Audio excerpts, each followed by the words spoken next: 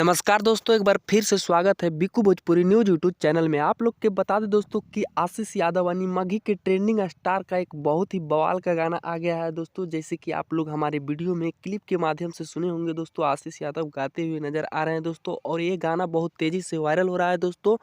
जड़े में लभर के खड़े धोखा देने जी, बहुत ही बवाल का गाना है दोस्तों। तो आप लोग नहीं सुने तो जाइए आशीष यादव एंटरटेनमेंट पे जाके सुनिए और ढेर सारा आशीर्वाद प्यार दीजिए दोस्तों जी। हमारा ये अपडेट आप लोग के थोड़ा सा भी अच्छा लगा है तो वीडियो को लाइक और चैनल को सब्सक्राइब करके जुड़ जाएगा। यहाँ पे आशीष यादव का हर न्यूज हर खबर सबसे पहले देखने को मिल जाता है दोस्तों। धन्यवाद दोस्तों, फिर मिलेंगे अगली कोई बवाल एंड बवंडर खबर के साथ।